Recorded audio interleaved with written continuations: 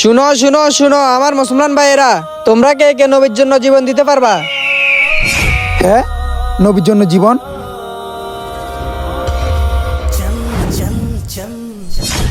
হ্যাঁ, নবীর জন্য জীবন। তোমরা কে কে নবীর জন্য জীবন দিতে পারবা? আমি পারবো আমার নবীর জন্য জীবন দিতে। আমিও পারবো আমার নবীর জন্য জীবন দিতে। কিন্তু আমি তো এই কথাটা মুসলমানদের জন্য বলছি। আরে হুজুর, আমরা দুইজনেই তো মুসলমান। তোমরা কিসের মুসলমান? আমাদের নবীজির একদিনের মুসলমানের কোনো প্রয়োজন নাই। আরে হুজুর, আপনি এসব কি বলতেছেন? আমরা কিসের একদিনে মুসলমান?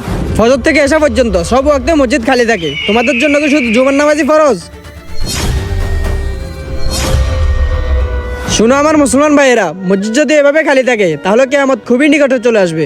শুনো আমার মুসলমান ভাইয়েরা, এখনো সময় আছে, নামাজ পড়ো। নামাজ পড়লে আমার নবীজি খুশি হবে, আর নবীজি খুশি হলে আল্লাহও খুশি হবে।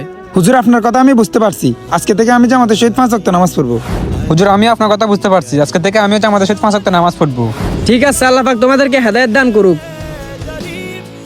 বন্ধুরা, ভিডিওটি ভালো লাগলে চ্যানেলটি সাবস্ক্রাইব করে আমাদের পাশে থাকবেন।